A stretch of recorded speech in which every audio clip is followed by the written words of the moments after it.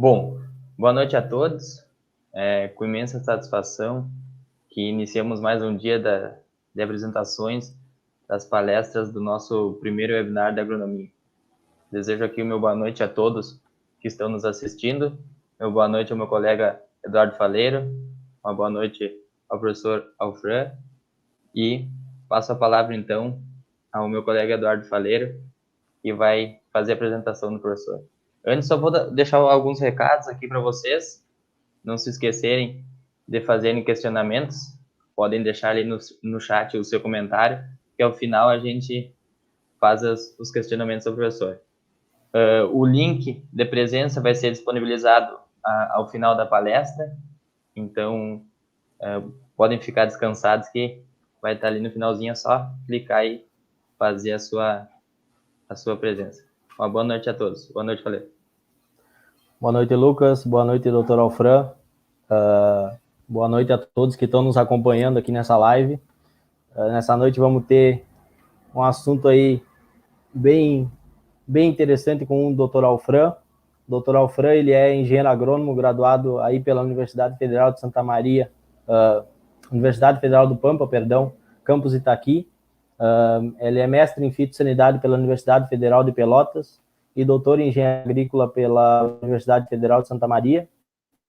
Atualmente ele é professor adjunto na Universidade Federal de Santa Maria, campus Cachoeira do Sul. Também é coordenador em aviação agrícola e possui experiência na área de instrumentação agrícola, energização rural, mecanização agrícola, máquinas e implementos agrícolas, tecnologia de aplicação, aviação agrícola, pulverização terrestre e inspeção técnica de pulverizadores agrícolas. Então, gostaria de agradecer em nome do CEAL, Dr. Alfran, sua presença. Realmente vai ser uma noite de um assunto que é super interessante aqui na nossa região, na fronteira oeste, um assunto que já é grande há muito tempo, mas que, com o passar dos anos, vem ganhando cada vez mais importância, todas as questões de manejo dessa área relacionada à aviação agrícola, tecnologia de aplicação. Então, gostaria de deixar aqui meu boa noite e que faça uma boa apresentação. Tá bem. Obrigado, Eduardo. Obrigado, Lucas. Estão me escutando bem por aí? Tudo ok, Sim. professor. Então tá ok. Então vamos iniciar. Eu coloquei a apresentação aqui. Mais uma vez eu agradeço o Eduardo e agora o Lucas aí pela oportunidade, né, de estarmos aqui conversando. Um agradecimento especial ao colega Alexandre Russini pela indicação do meu nome, né? Professor Russini, um grande amigo particular meu, colega junto ao Laboratório de Agrotecnologia, coordenado pelo professor Fernando de Santa Maria, professor Fernando Schlosser. Então, nós realizamos pesquisas juntos aí, o professor Russini foi da minha banca, né, de doutorado, então tenho maior respeito e prezo muito pela amizade. E é um prazer poder estar aqui, agradeço então a ele pela lembrança e indicação do meu nome e a todo o grupo do CEAL aí pelo convite, em especial hoje ao Eduardo e ao Lucas. Certo? Então, como já foi apresentado, dispensa falar mais detalhes, né? Já foi uma ótima apresentação aí. O tema que me foi solicitado é algo sobre a parte de aplicação aérea, né? Então, é um tema abrangente, muito grande, né?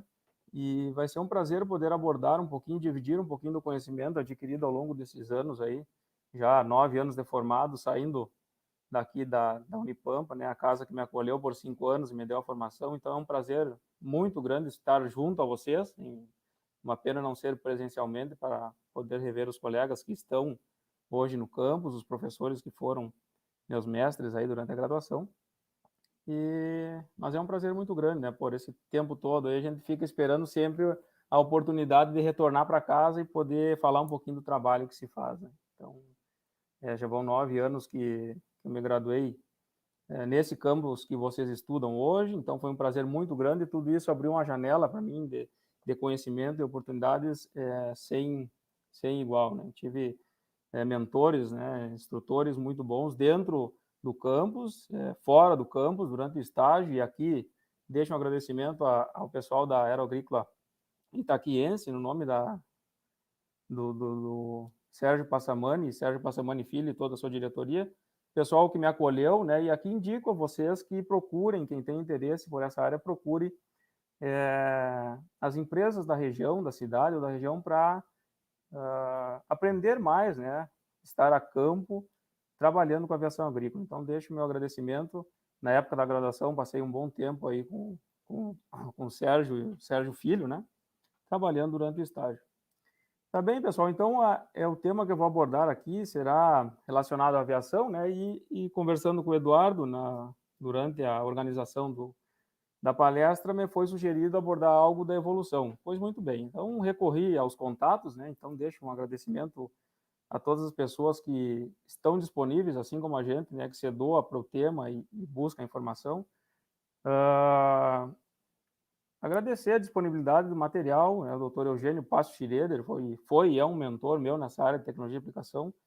Vocês vão ver que tem muitas imagens e referências à empresa dele, a SC Agro, porque é uma pessoa referência no Brasil e fora do Brasil, né? Aqui no Rio Grande do Sul e Santa Catarina, muito forte trabalhando isso aí, né? Nessa área de tecnologia e aplicação. Eu deixo um agradecimento a ele também, certo? Então vamos falar sobre a evolução tecnológica, tá? O que se teve já de ganho ao longo dos 73 anos da aviação agrícola, né? E por incrível que pareça, a aviação agrícola surgiu com um surto de pragas que vocês devem lembrar. Recentemente aconteceu próximo ao Brasil, próximo ao Rio Grande do Sul, que foi o surto de gafanhotos, né? No próximo slide eu vou comentar um pouquinho mais. Então, esse ano completam 73 anos e nós vamos falar um pouquinho dessa evolução tecnológica e as perspectivas aí para a pulverização aérea de defensivos agrícolas, né? O que tem de equipamentos que podem surgir ao longo dos anos, né? Pesquisas que estão sendo realizadas. Já se tem algo de pesquisa fora do Brasil com relação à agricultura de precisão, a utilização da aviação agrícola, principalmente na distribuição de sólidos. Claro que é tudo muito recente, mas em breve acredito que ganhe mais força. Mas a grande evolução hoje, né, e a perspectiva para um futuro um futuro muito breve é a utilização de drones. Então é isso que a gente vai conversar um pouquinho hoje nessa live. Tá? Eu trouxe bastante imagens, eu vou tentar ser breve para não extrapolar o tempo, né? Mas vamos conversando e ao final tem um período de perguntas aí para a gente poder discutir um pouco mais. Fazendo um apanhado geral, né, pessoal? No Brasil, a aviação agrícola surge em 1947, né? Mas os relatos fora do Brasil é mais antigo, em torno de 1900, já tem relatos da utilização de pulverizações com o intuito agrícola, mas aí utilizando balões na Nova Zelândia. Depois, mais tarde, em 1911, aí nós vamos falar do pai da aviação agrícola, que é Alfred Zimmermann, né, um agente florestal que utilizou aí aeronaves adaptadas nessa época para combate de pragas florestais na Alemanha. E aí a evolução da aviação e até nós chegarmos no dia de hoje, tem muita pesquisa envolvida e muitas pessoas envolvidas, né? Então, aquelas pessoas aí, esses alunos, vocês, futuros engenheiros agrônomos que se identificam com a área, pessoal, procurem fazer estágio, procurem trabalhar durante a graduação, né? Porque esse é o momento de vocês aprenderem. De repente, agora vocês têm tempo de procurar uma empresa, fazer um estágio e identificar se é realmente aquilo ou não que vocês querem, né? Como eu identifiquei lá na minha época de graduação, certo? E isso que eu quero conversar com vocês hoje. Bom, e aí a aviação agrícola surge, né, em 1947, como eu comentei, no município de Pelotas, tá? O primeiro relato, a primeira pulverização, vamos dizer assim, a primeira aplicação aeroagrícola se deu em 19 de 8 de 1947, portanto, 73 anos. Tá? O dia 19 de agosto é o Dia Nacional da Aviação. Na ocasião, a utilização da aviação se deu para o controle de gafanhotos, tá? Como já comentei, no município de Pelotas. A atividade coordenada pelo engenheiro agrônomo Antônio Leôncio Fonteles e a atividade executada pelo comandante Clóvis Candiota numa aeronave adaptada, certo? E coincidentemente, esse ano nós tivemos aí a utilização em massa de aeronaves nos países vizinhos aí ao Brasil para o controle de um surto de gafanhoto novamente. Então, a aviação ela não é utilizada só no meio agrícola, né? Eu vou mostrar algumas imagens para vocês depois. Bom, aí com isso surgiu a necessidade de desenvolver um avião com o intuito agrícola, né, com o intuito de pulverizar ou semear ou distribuir fertilizantes, certo? E, mais precisamente, em 31 de julho de 1970, cria-se a Embraer e a criação do Ipanema, né? O primeiro avião agrícola Ipanema, o Embraer 200, tá? Prefixo PPZIP, foi o primeiro avião, e a partir daí começou-se as pesquisas e a produção em larga escala em 1972. 1972 é o primeiro avião entregue a um empresário, né, vamos dizer assim, a um comprador. Tá? Com isso, ao longo dos anos, houve uma evolução muito grande. Né? Nós partimos do Embraer 200 e hoje nós estamos no Embraer modelo 203. Várias mudanças ocorreram, principalmente a questão de potência motor, né, combustível, certo? Então, grande parte das aeronaves hoje utilizando álcool, né, na queima. Outras evoluções se deu na utilização do Hopper, aeronaves maiores, né? Aqui a gente está falando do Embraer, mas também tem outros aviões que são importados para o Brasil, né? E aí com isso a gente consegue ganhar em rendimento, tá? Rendimento operacional, hectares hora ou hectares dia aplicado, realizada a pulverização. A frota cresceu, né? Hoje nós somos o segundo maior utilizador de aeronaves agrícolas no Brasil, nós perdemos somente para os Estados Unidos. Uma frota brasileira hoje em torno de 2.280 aeronaves agrícolas. Aí expandindo, né? Com essa expansão, hoje nós temos aproximadamente, dados atualizados de agora, certo? 267 empresas que são classificadas como aplicadoras, né? Que tem serviço aéreo especializado, ou seja, a que presta serviço para o produtor ou para uma empresa rural, certo? E são 650 produtores rurais ou cooperativas que possuem aviões agrícolas para a sua atividade particular da sua empresa, correto? Bom, então, nós tratando aí da importância para o agronegócio, obviamente que são diversas as utilizações, né, da aviação agrícola no nosso meio.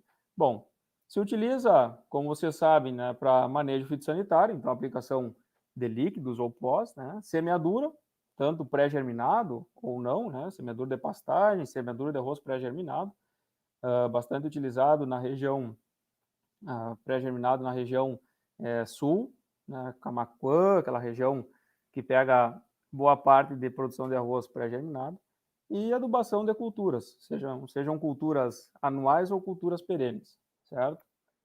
Cuidado com o meio ambiente, né? Embora a gente saiba que muitas pessoas criticam a nossa atividade, e eu digo a nossa atividade porque eu me insiro, eu sou um apaixonado pela aplicação aérea, pela aviação, devo muito a todos aqueles mentores que me ajudaram ao longo dos anos e me ajudam até hoje, e vejo que tem pessoas que falam mal da nossa atividade porque enxergam um avião voando, né? Então, só que a verdade não é essa, a verdade é que nós temos sim cuidado com o meio ambiente, porque a aviação, para ela poder receber a licença de operação, ela tem que passar por uma série de normas e adaptações para poder realizar a sua atividade. Ela precisa, por exemplo, um pátio de descontaminação com equipamento próprio, vocês vão ver depois nos últimos slides, que é para todo o resíduo da aplicação e da lavagem passar por aquele equipamento e que não vai para o meio ambiente, não fica em contato, né? Fica num leito chamado evaporação, solarização e decantação. Além disso, nós temos um engenheiro agrônomo, que é o responsável por essa empresa, por essas atividades, e é benéfico, e é bom que esse engenheiro agrônomo possua o curso de coordenador de aviação agrícola. Então, esse curso, qual eu fiz também, em 2012, com o Dr. Eugênio Schroeder, na empresa em Pelotas, porque é uma área que eu me identifico muito, né?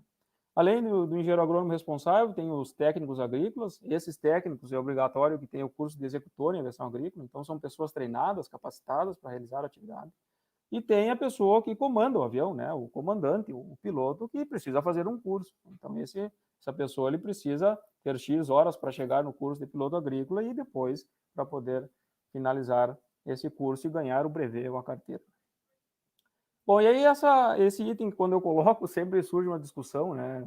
Quando são atividades presenciais, vamos dizer assim, que é o menor custo da aplicação e maior rendimento operacional. Muitas pessoas perguntam, bom, mas por que menor custo da aplicação se eu tenho que pagar lá, por exemplo, R$50 o hectare de aplicação, né? Ou R$70 o hectare de aplicação, dependendo do volume de aplicação, mas sendo de sólido, né?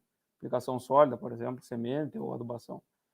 Pessoal, se nós pensarmos no que nós tínhamos, né, Vejam aí um pouquinho da história, isso da década em que eu nasci, mas não cheguei a conhecer, né? Não cheguei a trabalhar com o sistema pinga-pinga. Mas vejam a tecnologia que você tinha nos anos 80 para controle de plantas daninhas na cultura do arroz irrigado. Bom, você sabe, né, até hoje, que se não é uma área sistematizada onde você pode entrar com um trator aí com rodas lentilhas para fazer a aplicação, se for uma área onde você cultiva com curva de nível, né, ou marachas, ou taipas, como comumente se chama, não se tem como fazer a aplicação se não for com avião no arroz irrigado, certo? Bom, nessa época, nos anos 80, né, o herbicida Molinat, o Ordran, chamado de pinga-pinga, era a tecnologia que tinha. Tá? Mas e aí, vamos falar em qualidade de distribuição, uniformidade? Será que tínhamos uniformidade? Será que tínhamos uma precisão na dosagem do produto a ser depositado? Então, os relatos que se tinha dos mais experientes, né, as pessoas que trabalharam com o sistema pinga-pinga, é que na entrada da água, onde se colocava esse herbicida, a própria cultura necrosava, porque a concentração do herbicida era muito alta, obviamente, né? Então as coisas foram evoluindo, e aí chegamos no que temos hoje na tecnologia embarcada, seja na pulverização terrestre e na pulverização aérea. Bom, aqui falando especificamente do arroz, mas vamos falar um pouquinho aí da cultura da soja ou cultura de sequeiro. Olhem essa imagem. Será que a aplicação aérea vai ser mais cara do que as perdas que o produtor vai ter aqui só com amassamento? De jeito nenhum, né, pessoal? Estudos relatam aí, sempre que tu utilizar o mesmo alinhamento AB, né, ou seja, passar com o pulverizador sempre no mesmo rastro desde o início da cultura até o final, há relatos de pesquisadores com perda de soja em torno de 2 sacos por hectare. Bom, 2 sacos por hectare, pessoal, hoje a soja é R$150, e eu pesquisei hoje na internet, né? R$150 no Porto de Rio Grande e são R$300 só de perdas por amassamento. Então, realmente comprova aquilo que eu comentei há 2 slides atrás, né? Porque o custo da aplicação se torna muito baixo quando se compara a esse tipo de atividade. Né? Então, aqui está tudo errado nessa atividade, né? Claro que eu não posso criticar a pulverização terrestre, eu acho que elas são correlatas, onde não posso realizar o terrestre e tenho o aéreo, onde eu preciso um combate rápido a surtos de pragas ou doenças, eu tenho o aéreo que me suporta e me possibilita fazer o que o terrestre não possibilita. Se chove, o aéreo decola e consegue pulverizar, né? Então, por isso, essas imagens, dentre outras tantas que se tem aí no nosso dia a dia, no nosso conhecimento. Né? Outros usos, né? Tem o peixamento de rios, né? Tem a utilização das aeronaves agrícolas para combate a incêndio, vocês devem estar acompanhando aí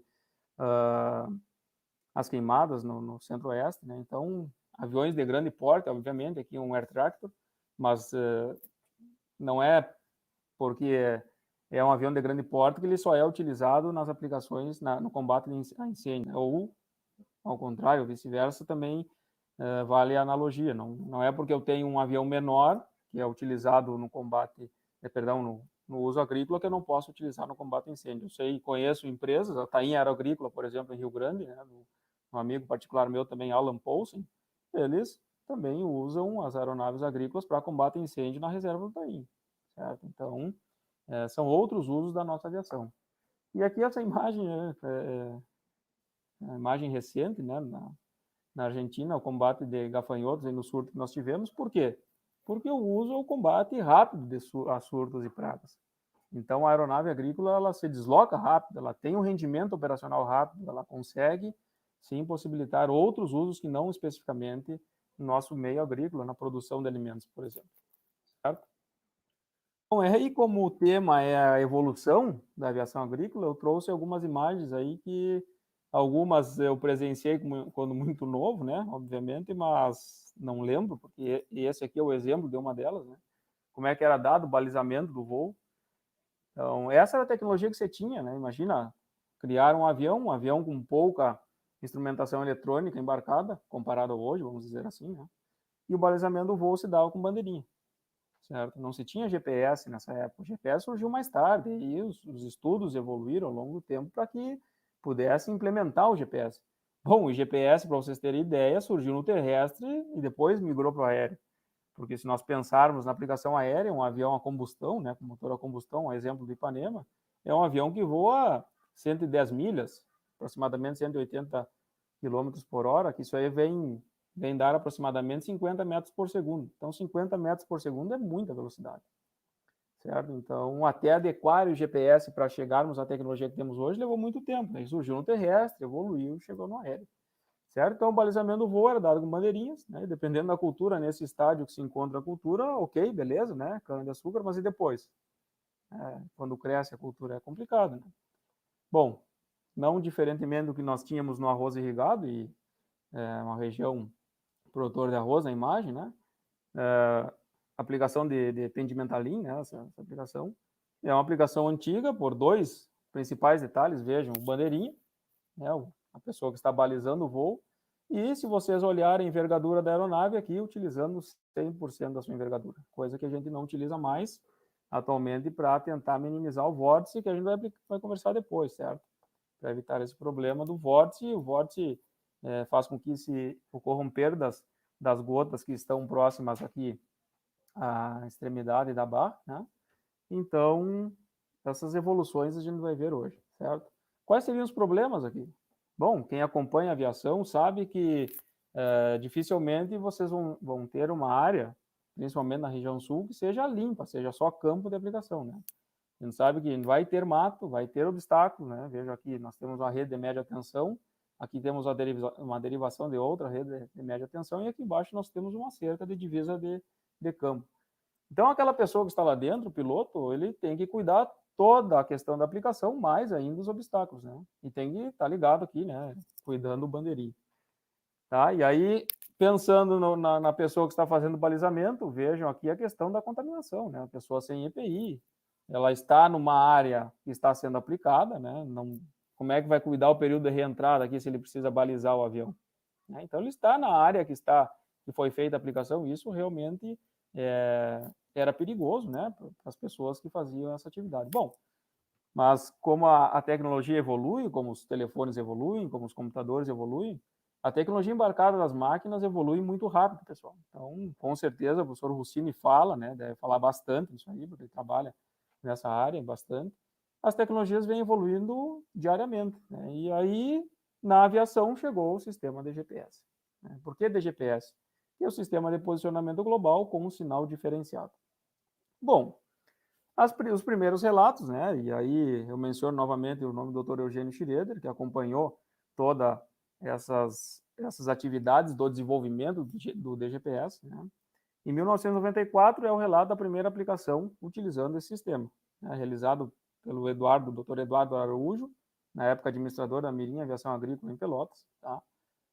Começou os testes com a avaliação do DGPS. Então, primeira aplicação, pastagem no município de Pedro Osório, e aí a primeira safra já em arroz irrigado, né, no município de Pelotas também em 94. Esse desenvolvimento se deu em basicamente 3 fases, vamos dizer assim.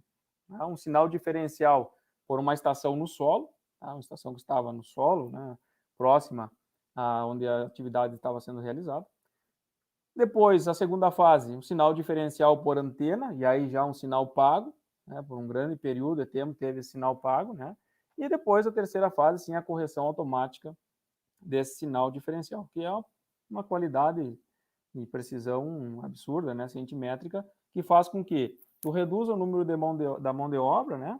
Porque não precisa aquele bandeirinha, que era um problema, tu conseguir alinhar o voo, porque vocês sabem que a estatura de uma pessoa influencia na distância que essa pessoa caminha a cada passo. Então, se tem 2 pessoas com estatura diferente, o elemento do voo se dava só no primeiro tiro, né? Então, as evoluções vieram ocorrendo e chegamos em 2004 aí com 100% da frota de aeronaves agrícolas brasileira, tá, equipada com esse sistema de GPS. Bom, e aí de lá para cá muitas evoluções ocorreram, né? Os primeiros DGPS, eles era um equipamento basicamente, especificamente para balizar a atividade, né, para alinhar a atividade. E a correção se dava durante todo o momento, né, porque o piloto aqui no cockpit seguia as instruções da barra de luz, né, os primeiros com barra de luz interna, a aeronave, né. Então, quais foram as vantagens aí? Além da questão da mão de obra, que eu já comentei com vocês, além da redução do risco dos trabalhadores, permitiu aí um maior rendimento operacional, né? Porque, por exemplo, se lá no meio do tiro, né, se chama tiro entre uma extremidade e a outra da área aplicada, terminou o produto, tu cessa a aplicação, vai até a pista, pousa, carrega a aeronave, decola e volta daquela aplicação, que não podia se fazer com bandeirinhas, porque não tinha o ponto exato, né, dessa atividade. Tá? Então, a correção é instantânea do voo, né, do alinhamento do voo, né? Porém, os primeiros, e aqui vou mostrar várias marcas de vários equipamentos e não quero que vocês achem que eu estou fazendo propaganda de A ou B. Não, estou trazendo as informações que se tem das evoluções, né?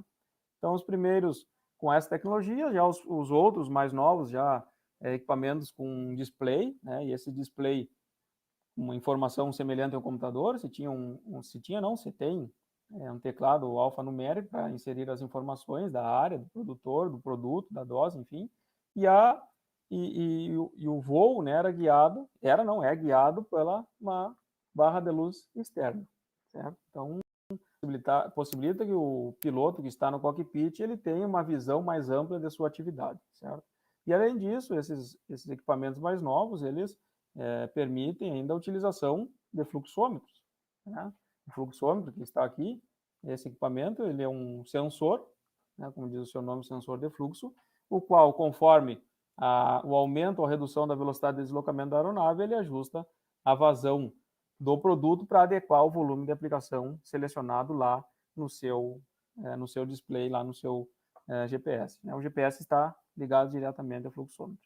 Além disso, vejam, né, a informação que esse GPS nos traz, né, diversas informações, inclusive essa imagem é a imagem que eu retirei do GPS da aeronave que eu fiz no meu TCC na época, durante o estágio que eu realizei na Schroeder Consultoria.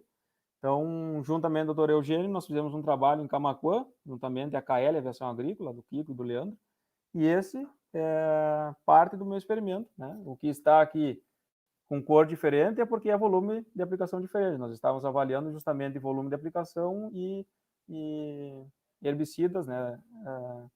Glifosato com sais diferentes, potássico e amônio. Tá? E essa diferença de cor que tem no início e no final é o delay que esse GPS tem, em torno de 1 segundo, né?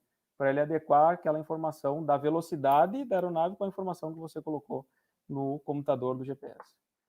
Há outras informações, outras possibilidades que o GPS nos permitiu, permite os pilotos, é que antigamente com bandeirinha só se trabalhava back-to-back, né? Ida e volta, tiro e balão, ida e volta, né? No mesmo sentido. E com o GPS permitiu o trabalho em carrossel, ou seja, nós temos aí 50 faixas numa área de aplicação, o piloto pode dividir a cada 10 faixas. Então, vai na primeira e na 10ª, na segunda e na 11ª, e assim sucessivamente. Então, atividade em carrossel, e tudo isso aqui é a diferença, né? O volume está organizado, foi setado para X litros por hectare, o sensor entendeu que o amarelo é a aplicação adequada, e essas outras cores é quando o sensor se adequa à velocidade de deslocamento do avião. Então, ele está trabalhando para poder manter próximo ao volume de aplicação recomendado pelo próprio piloto, que vai seguir as recomendações agronômicas, né? Além disso, o GPS nos permite sobrepor essas informações na imagem do Google Earth, né? E aí é uma base de dados de segurança, porque vamos dizer que ocorra algum problema e algum lindeiro disse que o avião cruzou próximo à sua área e pulverizando, aqui tem todo o trajeto, né, desde a pista até a área de aplicação, todas as informações. Então, isso são avanços dentro da nossa aviação agrícola. Tá? Com relação aos equipamentos, então, se tem aí os primeiros equipamentos de pulverização de líquido jato cônico, certo? Então, a ponta é aquela que vai fracionar a cauda em gotas que está dentro dessa capa. Então, isso aqui são as pontas. Vocês podem observar que tem diferentes tamanhos, diferentes orifícios para adequar a vazão, né? E, consequentemente, o volume de aplicação. Então, as pontas e o core, né? O jato cônico, esse aqui vai fazer o turbilhonamento da cauda, vai fracionar as gotas aqui e vai pulverizar o jato cônico, certo?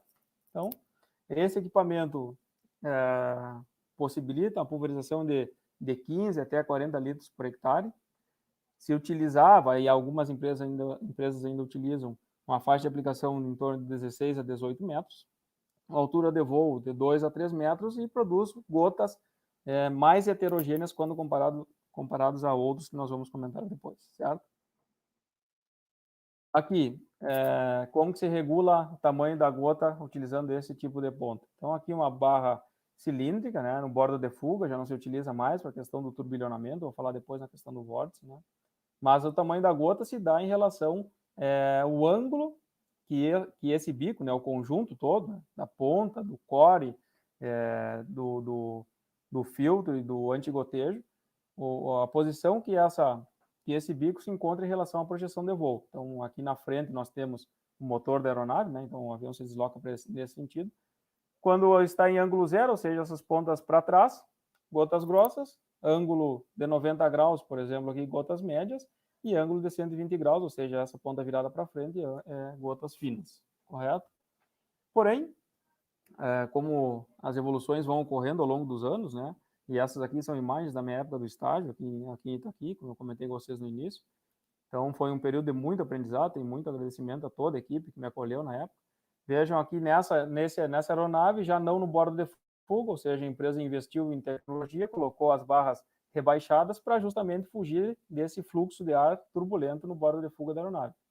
A aeronave tem o bordo de ataque, que é a frente da asa, e o bordo de fuga, que é a parte de trás da asa. Bom, mas por ser uma barra aerofólia, né, daí não tem como nós fazermos, girarmos aqui a barra para alterar o tamanho da gota, os equipamentos foram evoluindo e esse é um dispositivo que permite girar somente a ponta. Então, ângulo de 90 graus, gotas finas, 0 para trás, gotas grossas, e 120 graus, gotas finas, 120 graus, perdão, e 90 graus, gotas médias, certo? Aqui, barra rebaixada. Sistema eletrostático, né, e aqui, como eu comentei com vocês, a empresa Taim Aeroagrícola, empresa sediada no município de Rio Grande, né? Esse equipamento foi desenvolvido, na verdade, foi criado em College Station, na USDA, nos Estados Unidos, né? E veio para o Brasil e foi testado pelo Alan Paulson, proprietário da empresa, juntamente com o Dr. Eugênio, né, da Schroeder Consultoria. Foram feitos vários trabalhos, né, para desenvolver esse equipamento. Tá? Ele utiliza uma ponta cônica, semelhante ao que eu mostrei anteriormente, porém, ele carrega a gota com uma alta tensão de 4, 9 mil volts e uma baixa corrente. Né? Uma baixa corrente trabalhando em torno de 30 microamperes. Qual a diferença em relação ao anterior? Bom, principalmente porque ele gera gotas finas, né? É mais ou menos heterogênea, né? É melhor do que o cônico, mas gera gotas finas, 150 micrômetros, para justamente poder carregar com essas gotas e a planta servir como um atraente, né? Então, a planta vai atrair essa gota vai se depositar tanto na parte abaxial quanto adaxial das folhas.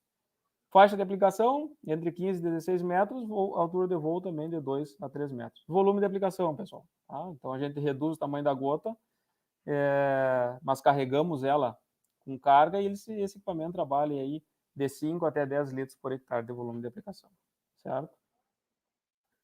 Já as pontas que geram jato leque, né? Essa da direita, a ponta americana, né? O CP americano, essa aqui nacional, brasileira, tá? Tem outras marcas, né? Tem esse aqui é o chamado Bico Stall, mas também tinha o Casmi Plastic, que era metálico, enfim, outras marcas, mas é o funcionamento mesmo, certo? Aqui o antigotejo, aqui o antigotejo. Esse defletor eu vou mostrar na próxima imagem para regular a vazão da ponta, né? E quando é vazão, que eu digo vazão, vocês têm que ter em mente que é litros por minuto, né? Litros por unidade de tempo. E o volume é litros por área, litros por hectare, certo? Então aqui eu regulo a vazão e aqui eu regulo o tamanho da gota, certo?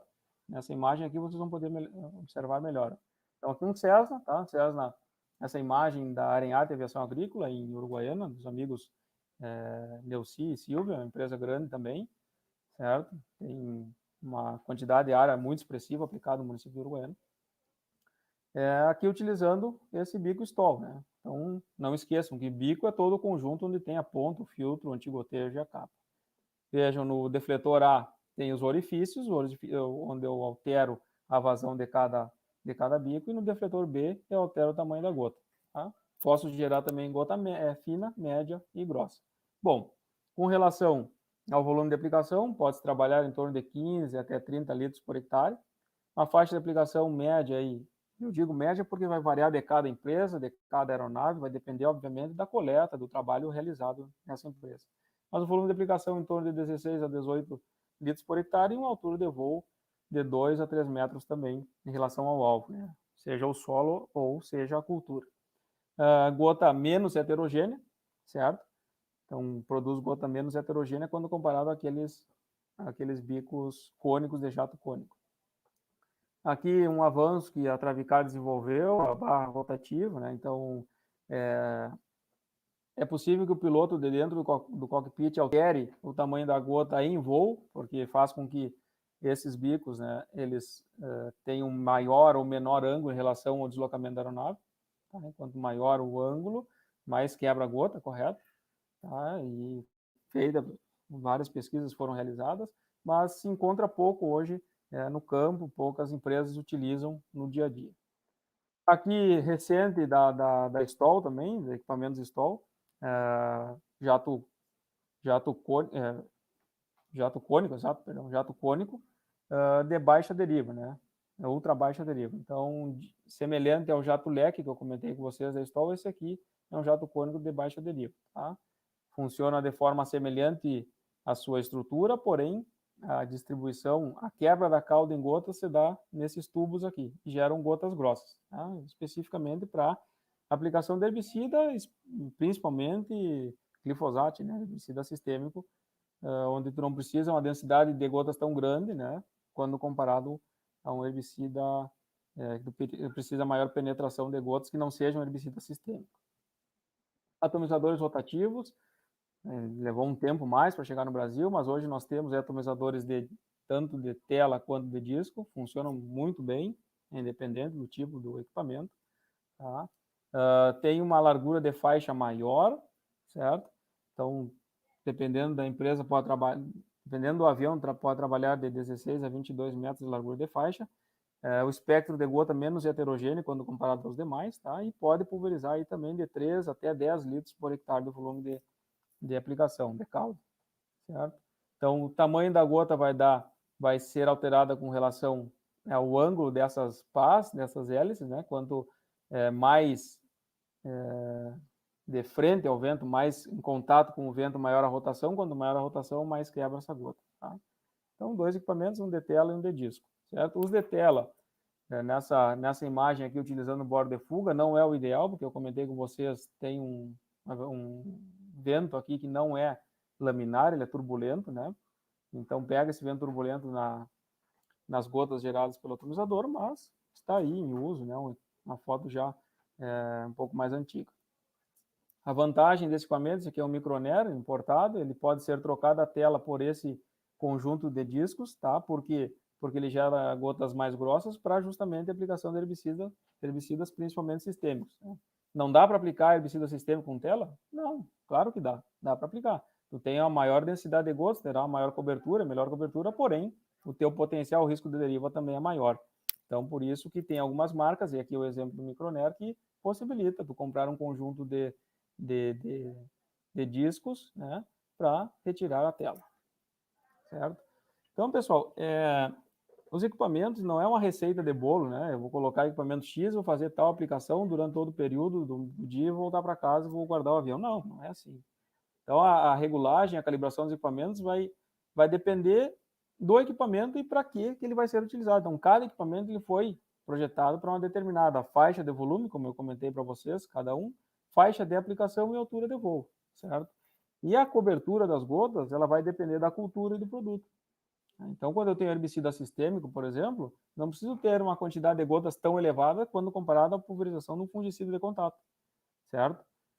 Mas agora, quando eu tenho aplicação de um herbicida de contato, eu tenho que cuidar um pouquinho a quantidade de gota, porque se não pegar na planta, não vai controlar aquela planta daninha, enfim, o meu objetivo, tá?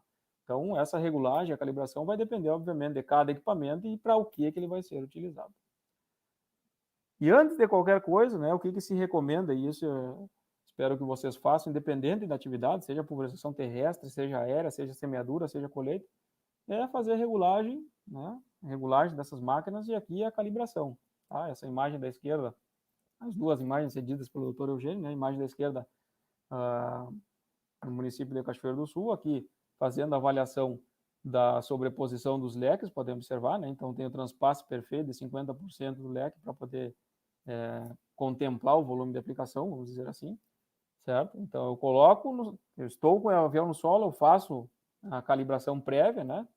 Tanto leque quanto cônico, aqui já é cônico, mas fiz a avaliação no solo, né? Decolo com a aeronave, o piloto vai decolar com a aeronave, vai fazer um teste, obviamente aqui com água, vai passar na pista, vai passar na área próxima, vai fazer a coleta dessas gotas com cartões hidrossensíveis, tá? Só que não é caro, pessoal, vem 50 cartões, custa em torno de 120, 150 reais um envelope com 50 cartões, mas vejam aqui é o que te possibilita de enxergar, né? Os erros que podem ocorrer ou aquilo que tu pode melhorar em algo que já está bom. Então, os cartões hidrossensíveis servem não só para calibrar aeronaves ou pulverizadores, mas também para identificar problemas com deriva, certo? Agora, vocês como futuros engenheiros agrônomos, o que não podem aceitar, seja na empresa particular de vocês ou aquela que vocês vão trabalhar, é isso aqui, né? Isso aí é inadmissível, certo? Tu investir milhões no equipamento, né? Em aeronave, na formação do piloto, do teu engenheiro agrônomo, do teu técnico, de todo equipamento de solo, e aí o teu avião, aquilo que vai realmente converter, né? Quebrar a tua cauda em gotas, estar dessa forma. Isso aqui não se aceita. Aqui, não, mas eu tenho o melhor equipamento na minha aeronave, eu utilizo um bico CP americano. Ué, tá bem, um dia pode ter sido bom, né? Mas olha aqui, atado com borracha. Então, borracheques e aramex, pessoal, isso não se aceita, tá? Então, a gente tem que ter esse cuidado, porque seguidamente se encontra no campo isso aqui, tá? Isso aqui com certeza vai dar vazamento. Se vocês cruzarem por cima da propriedade rural, der vazamento lá na horta da patroa do homem lá, vai dar problema. Alguém denuncia vocês, pegou o prefixo da aeronave e deu. Denuncia na ANAC e está feito problema. De quem é a responsabilidade? De toda a empresa, mas tu é o responsável técnico, tu que assina, tu vai ser o primeiro a responder. Tá? E aqui o que será que aconteceu? Um rato comeu essa hélice aqui? Pessoal, isso aqui é desgaste natural das peças, né? Só que a gente não pode aceitar isso aí, não se aceita. Por quê? Porque vai desbalancear esse equipamento, vai ocorrer uma vibração horrível aqui, né? As gotas que iriam ser formadas de um espectro X, tu não sabe o que está sendo, o que está se formando. Olhem essa outra imagem. Perfeito, né? Na primeira vista, tudo ok, tudo bem, mas onde será que está o problema? Olhem lá naquele círculo que eu fiz. Numa só imagem, dois problemas. Primeiro, atomizadores rotativos num ângulo, aqui 1, 2, 3 em um ângulo, aquele quarto atomizador rotativo um ângulo diferente. Bom, se o ângulo é diferente, no momento que essa aeronave entra em voo, a rotação dele vai ser diferente. Se a rotação dele é diferente, a quantidade de gotas que aquele lá vai gerar vai ser diferente disso aqui. A densidade e o tamanho das gotas. Certo? Segundo problema, utilização de ponta cônica junto com o atomizador rotativo. Isso aí não se aceita, né, turma? Por quê? Porque aqui eu tenho um espectro de gota e um volume de aplicação totalmente diferente do que aqui. Ele foi projetado para outro tipo de aplicação do que esse aqui. Certo? Então, são coisas que, embora a gente tenha tecnologia, a gente não pode aceitar isso aqui, né? Isso aqui vai acabar causando um problema sério na atividade de vocês. Bom, aí, falando de equipamentos, falando de tudo que já ocorreu de evoluções, mas a gente tem que falar um pouquinho do vórtice, né? O vórtice ele não tem como não existir, porque vocês sabem que a aeronave ela só se mantém em voo porque tem uma diferença de pressão na parte de baixo da asa e na parte de cima. Tá? E quando essa diferença de pressão se encontra nas extremidades, na ponta de asa, forma esse cone, esse tubo. Se as gotas entrarem aqui nesse tubo, que é o chamado vórtice, essas gotas vão se depositar em qualquer lugar que não provavelmente seja o seu alvo. Tá? Então a gente tem que evitar isso aí. A imagem antiga, vocês podem observar, como eu comentei anteriormente, é aqui um avião, um Ipanema, utilizando esse avião, ele tem 11,07 metros de envergadura, tá? Então aqui ele está utilizando 100% da sua envergadura. E aí o que está acontecendo? O vórtice. As gotas entraram naquele tubo, naquele turbilhonamento e vão se depositar em algum outro lugar, que pode até ser na cultura, né? Mas pode ser em outro lugar que não o desejado. Tá, pessoal? Então isso aí não se admite, a gente tem que reduzir, e eu vou mostrar a imagem depois, reduzir o percentual de utilização de envergadura para 70%. Né? Não vamos utilizar 100% da envergadura para evitar esse problema. Então, como é que a gente consegue minimizar o vórtice? Tá? Primeiro, retirar a barra que está no bordo de fuga dessa asa, porque aqui você sabe que tem um vento turbulento, né? Porque aqui tem a pressão menor aqui embaixo para sustentar o avião, né? No momento que se anula essa pressão de vento, o avião estola, o avião cai, certo? Então aqui é um vento turbulento, aqui embaixo é um vento mais laminar, então o rebaixamento das barras, é um exemplo. Outro exemplo, né? É essa imagem aqui da época do estágio, né? Se o Sérgio estiver olhando aí, com certeza vai identificar as aeronaves, e agradeço toda a ajuda da equipe sempre aí, tá? Como que a gente pode minimizar o vórtice? Aqui um avião utilizando a ponta de asa tipo gaivota, né? Chamado tipo gaivota, diferente do winglet. Por quê? Aqui, como eu já comentei, a diferença de pressão quando se encontra o ar que está embaixo da asa com o ar que está em cima, vai se encontrar aqui nessa ponta de asa, certo? Já reduzimos para 70% a utilização da envergadura com barra de pulverização, certo? Então já está mais longe essa formação do tubo aqui, do turbilhonamento. E aí quando passamos para a utilização do winglet, bom, aí sim, aí a redução do problema é ainda maior, né? A gente consegue minimizar mais a perda por vórtice por utilizar o winglet, tá? Embora em outras aeronaves, por exemplo, o Air Tractor, Cessna não utilizem winglet, né? No Ipanema se conseguiu reduzir bastante as perdas por vórtice utilizando o winglet. Por quê? Porque a diferença o vento que está em cima, né, o ar que está em cima da asa, embaixo da asa, vai se encontrar lá em cima desse winglet, né, e a barra estará aqui embaixo. Então isso eu consigo reduzir as perdas por vórtice. Bom, vórtice, nessa aeronave tem vórtice? Não tem, né? Por quê? Aqui é um Cessna, tá? A asa não é com winglet, mas isso vai depender de cada aeronave, cada projeto estrutural de desenvolvimento, correto? Mas vejam que ele está utilizando o atomizador rotativo e está utilizando 70% da envergadura da sua asa, não está utilizando 100%. Então, vocês podem observar que não tem vórtice, não tem perda das gotas por vórtice, a deposição está excelente aqui na cultura. Certo? O que será que se tem de evoluções aí no preparo da cauda? Se vocês analisarem essas imagens, né, isso aí é o que se tinha na época que surgiu a aviação agrícola, as coisas começaram dessa forma. Onde o pré-mistura era um recipiente metálico, tá? Tinha motobomba, obviamente, para puxar a água do canal de irrigação aqui, para colocar água, fazer a mistura e depois mandar lá para o avião para carregar o roupa. Bom, mas e a mistura, como é que era feita a agitação? Né? Provavelmente essa pessoa aqui, o técnico, está fazendo agitação mecânica com as mãos aqui, alguma pá, algum objeto para poder fazer agitação semelhante ao que se tem nessa outra imagem. Tá? E quais são os problemas? Bom, com certeza vocês trabalham em plantas daninhas aí, as perdas da eficiência dos produtos por água salobra, por exemplo, água dura. E será que aqui nós não temos perda de eficiência porque o seu equipamento de preparo de caldo está oxidado? Pode ocorrer, né? Isso aqui é um equipamento metálico, né? Um recipiente metálico, isso oxidou, né? Enferrujou. Então, podem ocorrer reações químicas, sim, e aí essas reações fazer com que ocorram perdas na eficiência biológica, na eficiência da atividade do produto. Claro que evoluiu, né?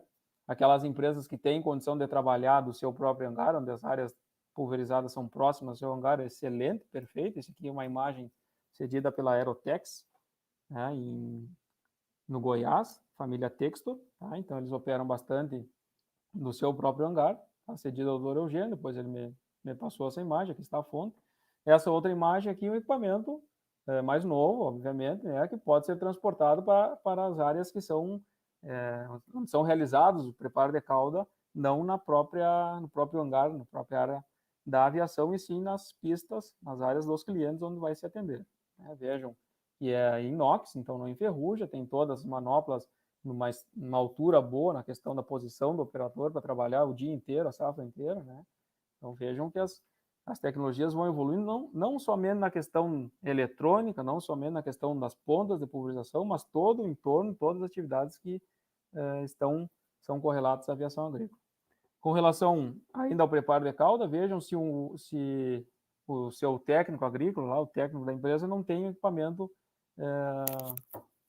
adequado para realizar essa atividade. Se vocês contarem o número de bombonas aí, vocês vão chegar a um número muito próximo de 1.920 litros.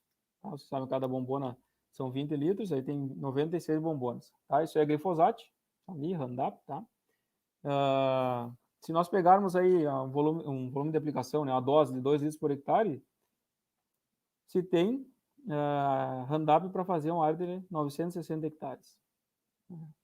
Então, vocês pensem, uma aeronave desse porte, utilizando 600 litros de calda e um volume de aplicação de 15 litros por hectare, ele vai fazendo 24 cargas durante a sua jornada de trabalho. Então, 24 cargas, 24 pousos de decolagens é bastante, né? Mas imaginem se, ao invés de se utilizar 15 litros por hectare, se utilizasse 30 ou 40, que era utilizado antigamente. Então, iria dobrar o número de pousos de decolagem, né? Por isso, então, que houve essa evolução tecnológica da pesquisa, e aí tem muitas empresas engajadas, né? Muitas universidades, a Embrapa, e empresas privadas, ao exemplo da Schroeder Consultoria, que investem nessa área de pesquisa, porque tem que se buscar a otimização das suas atividades, certo? Bom, isso nós estamos falando de líquido, né? Agora, se nós falarmos de aplicação sólida, então nós temos aí os 3 principais equipamentos, né? Aqui o Venturi, já não é mais utilizado, foi o primeiro, o primórdio da aplicação de sólidos. Aqui o tetraédrico, tá? E aqui o Shotmaster. O Shotmaster chegou ao final dos anos 90 no Brasil, né? Novamente a Tainha Aeroagrícola, do Dr. Alan Paulsen lá, de Rio Grande, juntamente com a Schroeder Consultoria, fizeram as primeiras pesquisas lá em 1997, certo? Então, no final dos anos 90, né, 97, foi solicitado a Transland, que é a empresa americana detentora desse modelo, a fabricante, enviou para o Brasil para depois fazerem as pesquisas. O que melhorou daqui para depois o tetraédrico e depois o Shotmaster? Rendimento operacional e qualidade da distribuição. Maior rendimento, maior faixa de aplicação e melhor qualidade na distribuição. Porém, não só os equipamentos evoluíram, né? Outras atividades dentro da aviação evoluiu. Esse é o exemplo, o carregamento, né? Então, se tinha um rendimento operacional muito baixo, porque antigamente se fazia a recarga das aeronaves com sacos, né? E aqui na região de Itaqui se fala coquendo bolsa, né? Porque realmente a bolsa vai no coco da pessoa até a aeronave. Lá tem que ter 2 pessoas, uma para pegar essa bolsa 50 quilos, outra para abrir a bolsa e segurar ainda depois dela vazia, né? Então, essas atividades foram evoluindo, reduziu o número de pessoas da mão de obra e, obviamente, aumentou o rendimento operacional. Iniciou com equipamentos adaptados em caminhões, em tratores, e hoje chegamos aí à utilização de guindastes, de bunkers, né, para a recarga das aeronaves. Tá? E em regiões onde é possível ter uma área plana, uma pista longa, tem propriedades que eu conheço onde a aeronave toca ao solo num lado, né, chega na metade da pista, carrega e decola no mesmo sentido. Então, não perde tempo para recarregar, reabastecer essa aeronave. Certo? Isso aqui reduziu o número de pessoas, de mão de obra, e aumentou muito o rendimento operacional. Mas falando em rendimento operacional, será que é importante o rendimento do voo? Será que é importante? É óbvio que é importante. Por quê, pessoal? Porque o custo da aplicação que vai ser cobrado ao produtor ou ao empresário rural está relacionado ao rendimento. Então, nós estamos falando aqui, se nós temos, por exemplo, a pista, né, de pouso e decolagem dentro da área que está sendo pulverizado, meu rendimento pode chegar em torno de 30, 35 hectares hora. Claro que vai depender, aqui eu estou falando de sólida, aplicação sólida, tá? Então, ó, rendimento de voo em função da pista floresta, aplicação de sólidos, um trabalho que a gente fez em Pelotas em 2010, junto à Schroeder Consultoria. Momento em que a distância da pista aumenta em relação à área de aplicação, o rendimento cai. E aí, quando cai o rendimento, o custo cobrado ao produtor ou ao empresário rural obviamente, vai ser maior. Por quê? Porque tem mais tempo de translado dessa aeronave, da pista até a lavoura, até a área a ser aplicada, do que efetivamente aplicando. Então, se tem um translado alto, tem um consumo de combustível alto, e aí esse consumo tem que ser repassado ao produtor. Não tem choro, né? Então, o que o produtor tem que fazer? Fazer uma pista dentro da sua área, a área a ser pulverizada. Outras perspectivas, e algumas já sendo utilizadas em algumas regiões, né, mas não é em todas as regiões que é realidade hoje, é a utilização do altímetro. Tá? Aqui 2 marcas, uma da Travicar e outra da Gnave. Tá? Esse altímetro permite ao piloto, né, ter com qualidade e precisão a altura em relação ao seu alvo, ao solo. Né? Além de algumas marcas ainda permitiam um horizonte artificial para deslocamento dessa aeronave, certo? Por quê? Claro que na região de Itaqui, na região sul, onde a superfície é plana, o problema é menor, mas em regiões dobradas, onde a topografia é ondulada, o relevo é mais acidentado, se torna muito mais interessante porque a altura está relacionada ao rendimento, à qualidade da pulverização, correto? Então aqui tem duas marcas, são perspectivas futuras, mas já em algumas regiões uma realidade em uso, tá? Também perspectivas, e aí é um misto de perspectivas com realidade, e não é uma substituição do drone pelo avião, e sim são complementos, né? A substituição do drone eu vejo como muito positiva, a substituição em relação à pulverização terrestre quando utilizado um equipamento costal, correto? Mas para a aviação agrícola, o drone é um excelente equipamento que vem para ajudar bastante nas atividades, principalmente em áreas que tem muito obstáculo, né, em áreas onde tem árvores, matos, onde tem rede elétrica, cerca, enfim, onde tem obstáculo em grande quantidade, o drone é uma ferramenta que já está sendo utilizada e vai ser muito mais desenvolvida ao longo dos anos.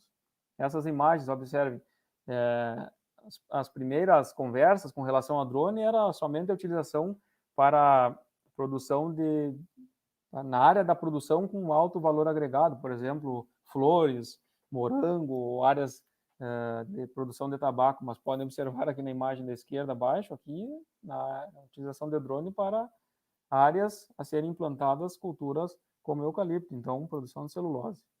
Larga em produção, utilização em larga escala. A imagem superior da SC Agro, né, a formação de pilotos para drones. Então observe que está evoluindo e precisa evoluir mais, né? E saliento que não é um concorrente da aviação agrícola, sim, vai ser um parceiro da aviação agrícola, principalmente nas áreas que se tem muito obstáculo. O drone, ele é seguro, obviamente, tu consegue mapear a área previamente e determinar o seu plano de voo, né? E com segurança tu realizar essa atividade. Claro que quando comparado a um avião, pegarmos um Ipanema de 600 litros, um avião, um turbo-hélice de 1.000 litros, o volume transportado é muito menor. É um equipamento pequeno, só que ele consegue levar uma quantidade de cauda que vai permitir um rendimento operacional maior que o costal, embora o volume carregado, né, quantidade de cauda é menor que o costal. Então tem baixo risco ambiental. Tem uma velocidade de aplicação maior que o costal, claro que muito menor que o avião. Aqui, falando de avião turbo-hélice, pessoal, isso aqui são dados gerais, né? Obviamente que tem aviões maiores e aviões menores, com maior capacidade e menor capacidade, correto? Mas se nós compararmos ao costal, a diferença expressiva, né, na velocidade de operação, claro que menor que o terrestre, e aqui o terrestre, falando especificamente das áreas de arroz, a velocidade é muito menor, certo? Porque tem as taipas ou as curvas de nível, perfeito. O volume de cauda, quando comparado ao avião, é muito menor, né? Um avião aí, a gente utiliza de 5 até, no máximo, 20 litros por hectare de cauda na aplicação de líquidos. O drone vai ser utilizado um volume de aplicação de, no máximo, 10 litros de cauda por hectare.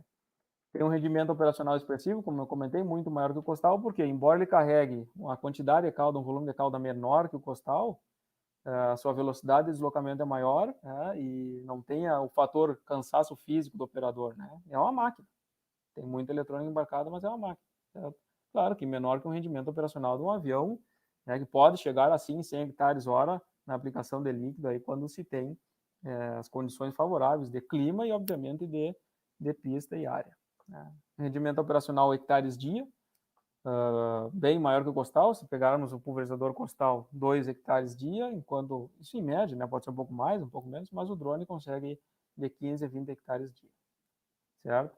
E aí, falando da aviação, na aviação agrícola, a aplicação aérea também, em ótimas condições, a gente consegue chegar aí a 1.000 hectares dia, dependendo da área, da topografia, da aeronave, do rendimento dessa aeronave, certo? Então, o drone é um futuro que já está presente, é promissor, certo? Se nós pegarmos aqui essa imagem, nós temos uma evolução muito grande do costal para o drone. Podem observar que essa região é uma região produtora de arroz, claro, sistematizado, como vocês podem observar, não tem curvas de nível. mas já utilizando em larga escala em áreas comerciais, né? E já, como soube ontem, né, já existem empresas, a Uber Drones, que é a empresa que está entrando no mercado, é a empresa parceira da SC Agro, onde o Dr. Eugênio é o diretor, é uma empresa prestadora de serviço, certo? Então, a projeção para essa safra são 5 drones agrícolas para a região do Rio Grande do Sul, e na safra seguinte serão 15 drones agrícolas realizando essa atividade de pulverização entre Rio Grande do Sul e Santa Catarina. Correto? Bom, e demais perspectivas, pessoal?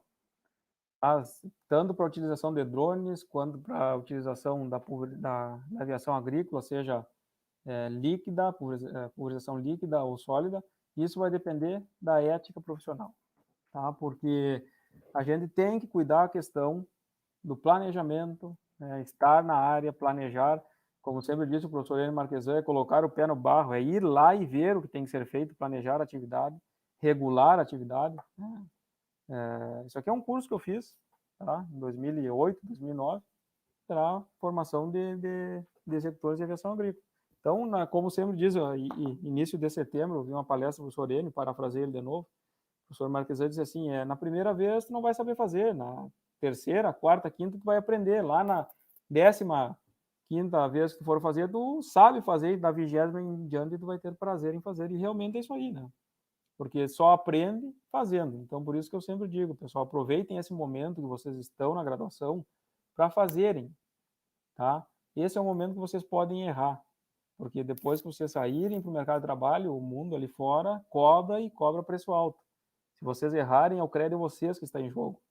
Então, façam bem feito agora. Se tiver que errar, errem dentro da graduação, né? Procurem a teoria, vai para o estágio, procura pessoas que já estão no ramo. Tem tantas empresas dentro daqui, nessa área, que vai com certeza acolher vocês, quem tiver interesse.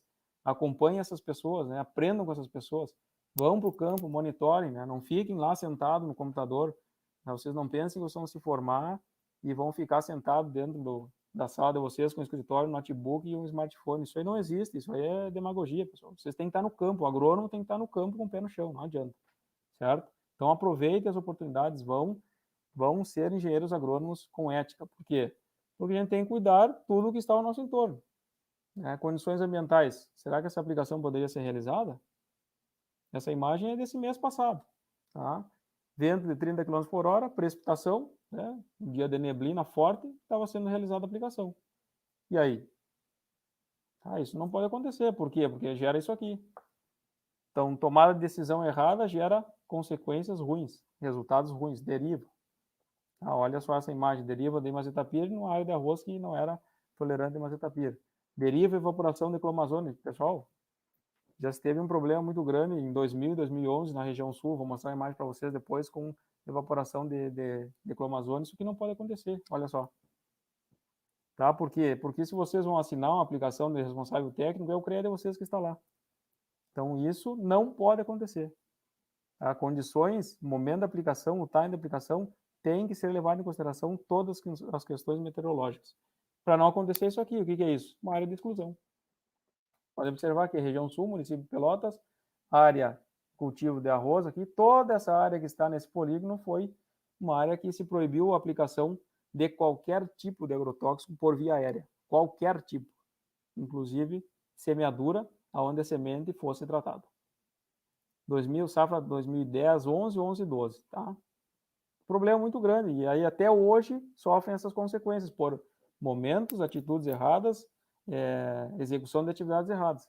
Hoje só tem uma empresa ou duas empresas na região sul que podem pulverizar essas áreas e com um cuidado extremo de todo momento da aplicação, inclusive monitorando e registrando automaticamente direção do vento, velocidade, temperatura e umidade. Tá? Isso aqui a gente não pode deixar acontecer na nossa região. E isso aqui só aconteceu por atitudes erradas. Atividades erradas que vieram tanto da pulverização aérea quanto da pulverização terrestre. Então, isso não pode acontecer. Pessoal, já estou finalizando, né? Está passando já no horário. Segurança operacional está relacionada a monitoramento de deriva. Também a segurança daquela pessoa que está lá dentro, né? Isso aqui é um avião, que é um turbo-hélice, turbo-hélice, né? Ele voa mais que 200 km por hora. Lá dentro tem um piloto. Então, avise esse piloto, seja por rádio, seja no mapa, como for. antes dele decolar, que no final do talhão dele tem uma barreira, tem floresta, tem árvore, tem uma rede elétrica, ou enfim, o que for, porque ele voa muito mais que 50 metros por segundo quando comparado a um avião com motor a combustão. Então é tudo muito rápido, né? Já evoluímos na segurança ambiental, imagina, aí no passado nós tínhamos a recomendação do Ministério, né, do Ministério não, dos órgãos competentes, que as embalagens utilizadas deveriam ser enterradas, né? Eram utilizadas embalagens metálicas e embalagens de vidro, alta toxicidade, um alto volume utilizado, que as doses eram altas. Isso aqui evoluiu, esse aqui é o presente nosso, esse aqui é o futuro.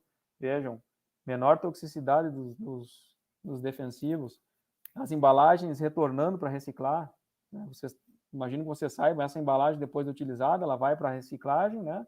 E volta para nós consumidores finais aí como caixas de bateria, por exemplo, como cerdas de vassouras utilizadas nas residências. Então é reciclado e tem um reuso, vamos dizer assim.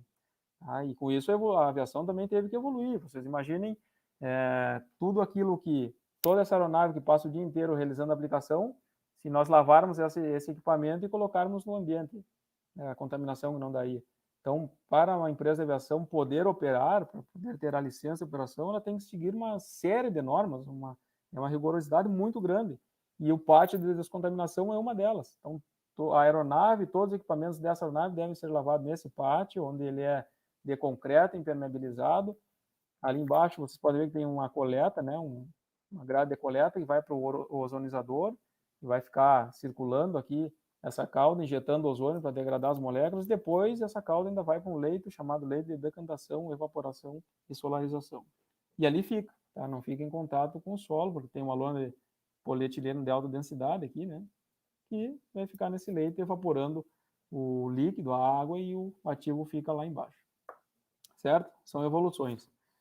Tá bem, pessoal? Isso era o que eu tinha para conversar com vocês. Tá? Eu trago essa imagem, uma imagem que eu gosto muito, uma imagem particular minha. E com essa imagem eu deixo a última mensagem que está no hangar, em uma das paredes da Arenhata Aviação Agrícola em Uruguaiana. Amigos que tenho, eu já tive várias vezes lá fazendo treinamentos e palestras para a empresa, né? Na época eu trabalhava com o Dr. Eugênio na Chileira de Consultoria. Logo depois que eu me formei, eu fui trabalhar nessa área, depois fui fazer o mestrado, doutorado, e por várias vezes estive na empresa, na Arenhata Aviação Agrícola, que diz assim: a aviação agrícola não é para todos, é só para aqueles que têm verdadeira vocação. Tá, pessoal? Então, quem gosta, quem quer aprender, busquem as empresas. Temos várias empresas aqui, eu citei a Aeroagrícola Itaquiense, né? Tem outras tantas empresas de Itaqui que com certeza vão acolher vocês.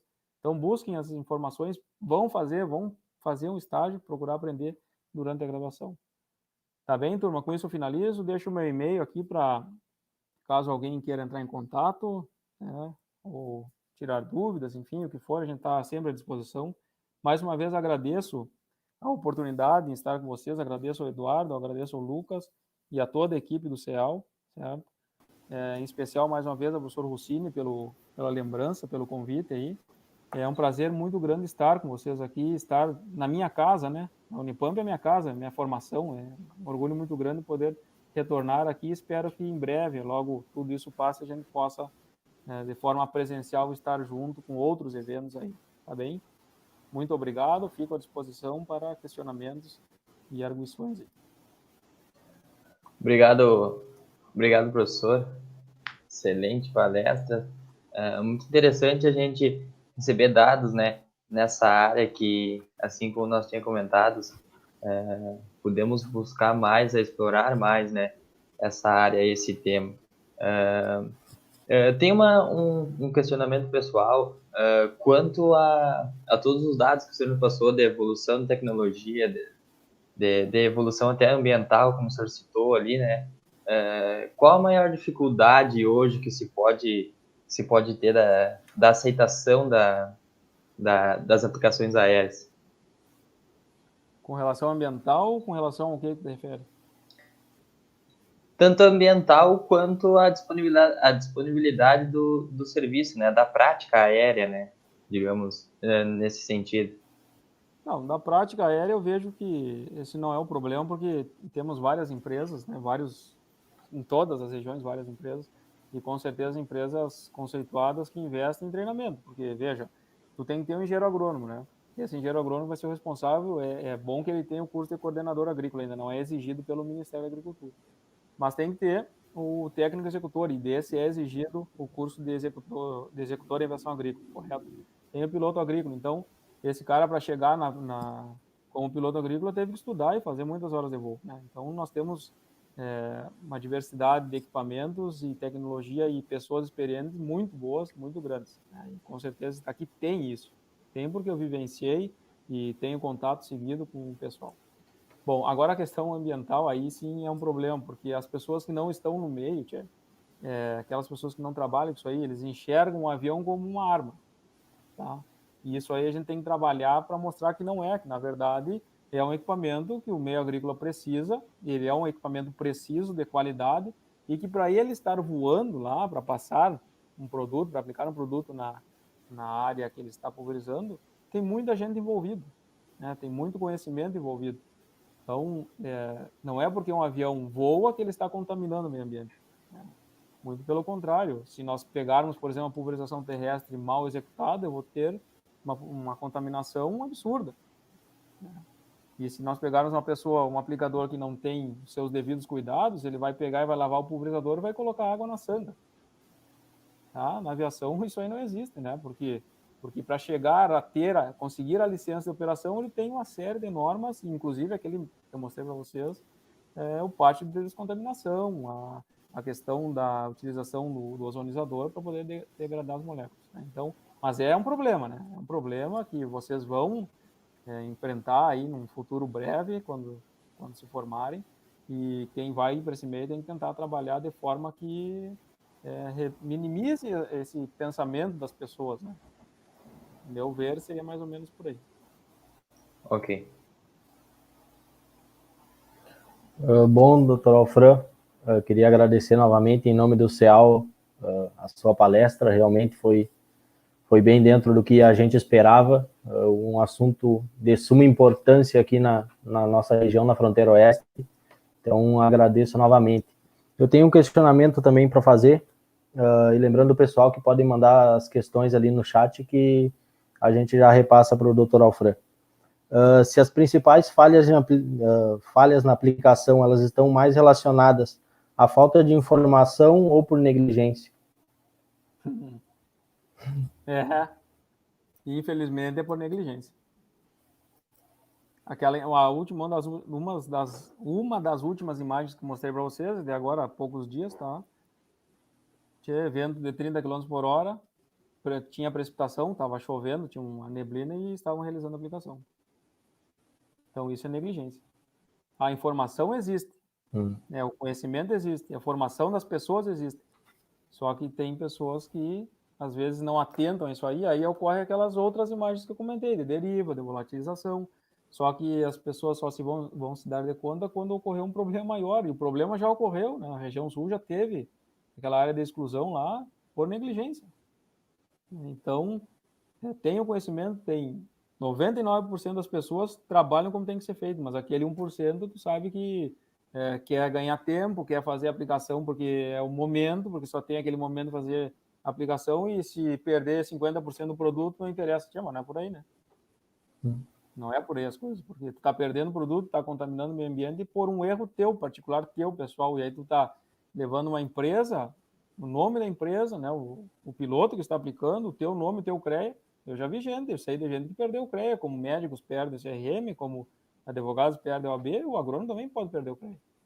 Então a negligência é um problema muito grande. Certo, perfeito. Aqui o Ovidio Martini, parabenizando a Unipampa pela formação de excelentes alunos que hoje colaboram com a sua universidade e evoluir nesses assuntos.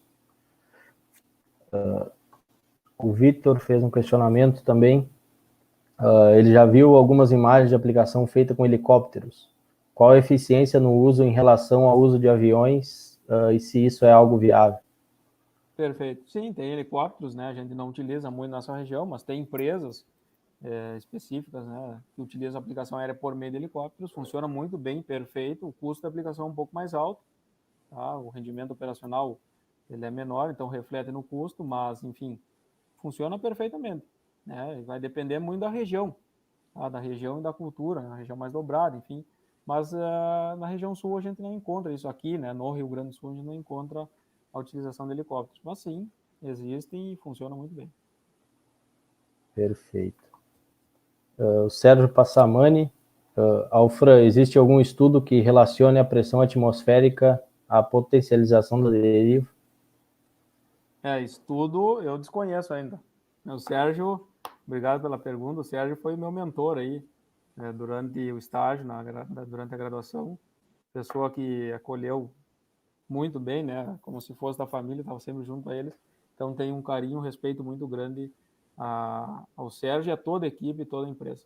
Mas não, desconheço, pelo menos aqui no Brasil ainda desconheço esse estudo, acho que é um estudo que sim, é viável de ser feito, e o que a gente precisa é disponibilidade, né?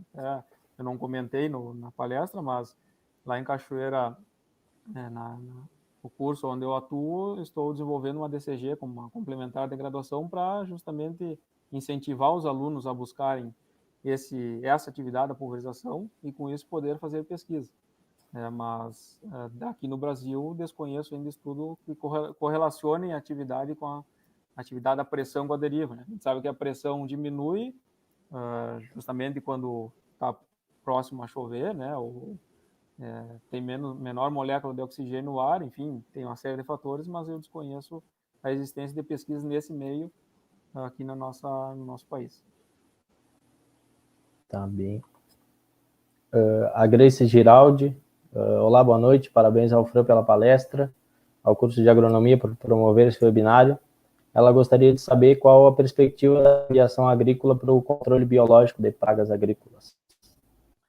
E esse é outro estudo importante, já sei de empresas que estão investindo, buscando investir em pesquisa, até cito aqui a empresa Terra Aviação Agrícola, no município de Cachoeira, de propriedade de Júlio, Mário Kempf e Eduardo Schroeder, que têm disponibilidade de equipamento e querem fazer pesquisa nessa área porque é uma área de produtos biológicos ainda descoberta. Né? Então, a gente vê assim, nós como professores, pesquisadores, quem está nesse meio, eu acho que tem muito a crescer, porque é tudo muito novo, né? A questão do biológico é novo, e não se tem o conhecimento da questão não só da aplicação ou da eficiência, mas da mistura, do preparo da cauda com relação ao volume de aplicação, a concentração que se utiliza na aviação agrícola. É um futuro promissor, né, que envolve investimento e pesquisa. Certo. Aqui, por último, uma mensagem do professor Glauber. Ele parabeniza o senhor pela palestra, muito pertinente, principalmente na nossa região. Ele destaca também que tem déficit de profissionais e coordenadores, e a tua mensagem ela pode despertar o interesse de muitos alunos aí da nossa universidade.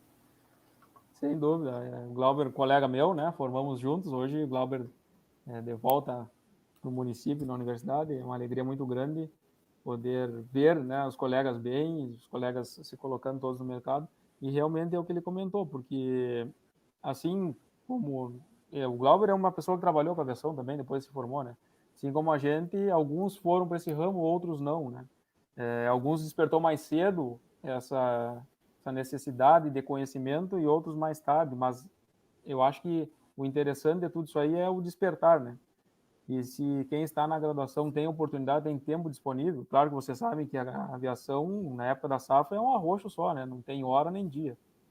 É porque a planta não para de crescer, os insetos não param de comer, enfim. Mas quem tem disponibilidade de tempo e interesse, procurem as empresas, porque eu tenho certeza que aqui tem várias empresas boas que vão acolher os alunos aí e vão ensinar, vão mostrar, vão dizer que realmente é o que a gente vê na teoria. Eu tenho vários livros aqui, ó. Aqui eu estou com três livros, tá? Tecnologia e Aplicação, a segunda edição, tá? O professor Walter Boller e o professor Ulisses Antoniassi. Compêndio da Aviação Agrícola, isso aqui são os livros que eu carrego, que eu leio. Ó, Tecnologia e Aplicação em Boas Práticas, o pessoal da Corteva. Então, isso que a gente vê aqui, pessoal, no campo, tu vai aprender muito mais rápido, e aquilo que o papel aceita, às vezes no campo é um pouquinho diferente, né? Então, procurem essas oportunidades que vão surgindo e façam. Quem tem interesse, faça, porque eu acho que é importante para o engenheiro agrônomo que está se formando, que vai entrar no mercado de trabalho. É uma área descoberta, como o professor Glauber comentou, precisamos de pessoas engajadas, tá? Precisamos de coordenadores nessa área que realmente queiram fazer a coisa correta. Bueno, perfeito, doutor Alfredo. Com certeza, essa palestra do senhor, ela tem tudo para despertar o interesse de pessoas que já faltava somente um incentivo para elas buscarem essa área, e com certeza eu espero que essas pessoas agora elas tenham tido uma certa influência para correr atrás desses. Espero também que na nossa universidade prontamente tenha alguma disciplina, algo relacionado a essa atividade, porque principalmente na nossa região, né, tão necessitado que é essa atividade, e infelizmente ainda não temos nada de curso, de disciplina na nossa universidade sobre esse assunto. Mas esperamos que... Desculpa. Pode completar. Eu acho que é interessante, né? Não necessariamente seja uma disciplina obrigatória, mas uma disciplina complementar da graduação. Eu lembro que quando eu estava na posição de vocês aqui na Unipampa, eu por várias vezes pedi, né? Claro que depois mudaram vários professores, enfim, mas não é difícil, né? Tu vê, tem várias empresas, tem lavoura próxima à universidade, eu acho que tem aviações próxima à universidade, então acho que não é difícil. Obviamente é querer, né? Fazer aí pode ser uma disciplina complementar da graduação, ofertada talvez uma vez por ano, mas aqueles que querem, que têm interesse, vão buscar informação lá e com certeza vai ajudar bastante. Eu, graças a Deus, tive várias oportunidades, né? Eu consegui trabalhar com pessoas que me acolheram, como eu comentei, e que me deram conhecimento, me passaram conhecimento e até hoje me passam. Agora, há uma hora atrás, eu estava falando com o doutor Eugênio Schroeder, né? Então, meu mentor nessa área aí, o professor Walter Boller, várias pessoas que trabalham na área de tecnologia de aplicação que, ao longo dos anos, vêm ajudando, né? Outras pessoas, não só eu, obviamente, mas que têm disponibilidade e interesse, né? Então, se vocês conseguirem que surja uma DCG aí, eu vou parabenizar vocês aí pessoalmente, uma oportunidade que a gente possa se encontrar. Eu acho que é importante e é viável. Tá, beleza, certo, muito obrigado. Aqui o Ivan fez uma pergunta também. Qual foram as dificuldades com o seu primeiro contato com a aviação agrícola na prática? Eu não sei, eu não tenho nenhum... Tem um primo que é piloto agrícola, né? Mas meu primo da minha idade, então não tem ninguém mais velho que eu na família nesse ramo. E não sei se em outra vida eu fui piloto, eu tive envolvido com a aviação, porque é algo que eu gosto desde muito pequeno e sempre me interessei. Eu, desde a graduação, na época eu trabalhava, né? Eu realizava atividade de pulverização terrestre, eu era responsável por algumas atividades. Fiz estágio, como eu comentei, com o Sérgio, que fez uma pergunta, o Sérgio Passamani e o filho dele, né, o Palito. Então, eu, sim, se tive dificuldade, eu vou ter ser bem sincero, que eu desconheço. Porque, claro que tu chega no momento, tu não conhece muita coisa, né? Mas vai do teu interesse de pesquisar, de buscar informação, de pegar pessoas experientes e aprender com elas, correr junto delas, né? Então, eu sempre fui uma pessoa desinibida, eu chego e vou e pergunto, peço mesmo estágio, eu fui lá e pedi, eu quero fazer estágio. Então, as dificuldades, não sei dizer, porque eu sempre gostei, estou envolvido há muitos anos com isso aí, e quero seguir envolvido, porque eu quero aprender cada vez mais. A gente não sabe tudo, né? Ninguém sabe tudo. 100% é só Deus. A gente está aqui nesse mundo para aprender, e feliz daqueles que podem, que aprendem e conseguem passar para os outros, né? Então, nunca coloquem na vida de vocês um empecilho na frente. A dificuldade de aprender aviação agrícola, não faço aí. Não faço aí. Vai e busca. Vai surgir, mas tu vai estar amparado aí com os teus professores, com o teu orientador de estágio, com o teu supervisor de estágio. Tá? Então, aproveitem e façam isso aí, porque eu acho que é viável e é importante. Perfeito. Professor, aqui já não temos mais nenhum questionamento. Novamente, eu gostaria de agradecer a disponibilidade do senhor em dar essa palestra para nós, um tema super importante. Com certeza, tenho certeza que conseguiu deixar bem claro para o pessoal a mensagem que o senhor veio trazer. Então, gostaria de parabenizar novamente pela palestra e agradecer a disponibilidade. Lembrando o pessoal ali que o nosso link ficou no chat, link de presença, então peço que quem não respondeu ainda, por favor, responda. E agradeço novamente. Desejo uma boa noite a todos. Não sei se o nosso colega Lucas quer fazer alguma colocação. Queria agradecer, né, o professor a disponibilidade, né, assim como o Eduardo falou. Agradecer a todos que estão nos assistindo e acompanhando o nosso primeiro webinário. Mais uma vez, parabenizo pela excelente palestra, professor.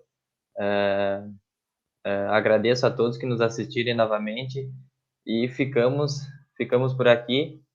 Não sei se o senhor quer complementar alguma coisa e voltamos na segunda-feira. Agora, enquanto vocês finalizavam aí, eu estava pensando, né, ficou a pergunta na cabeça, né? Qual foi a maior dificuldade? E aquilo fica martelando. Eu acho que as maiores dificuldades, não só na aviação, mas na vida da gente, né? São as tomadas de decisões, né? E quando tu te depara com isso aí, tu tem que ser profissional, né? Na época da graduação, eu trabalhava na área de arroz, né? Em setor primário, e tinha que tomar decisões. E as tomadas de decisões eu acho que são as mais difíceis, mas quando tu tá bem embasado, quando tu tem uma equipe junto, quando tem profissionais que tu pode perguntar, professores, enfim, eu acho que essas dificuldades se tornam ganhos porque tu aprende, né? Aprende muitas vezes com erro, mas se tu for inteligente, tu vai aprender antes de errar, porque o errar lá fora, né, que eu digo, lá fora, depois da universidade, pode custar teu CREA ou teu emprego, né? Então, acho que a decisão, a tomar a decisão, o time da aplicação, por exemplo, acho que esse sim é muito difícil. E a gente vai aprender realizando, sem dúvida. Tá bem? Mas parabenizo vocês pelo evento, mais uma vez. Muito obrigado pelo convite, tá? Por poder estar aqui. E pena que não é presencial, poder estar junto à Unipampa, né? Minha casa, minha formação. É muito legal poder estar a todos. Deixo aqui um forte abraço a ti, ao Eduardo e a todos envolvidos, né, durante esse webinar. Muito obrigado pela atenção, pelo período aí, pela disponibilidade de estar junto a vocês. Excelente, professor. Uma boa noite a todos, então. Ficamos por aqui e até a próxima. Um abraço.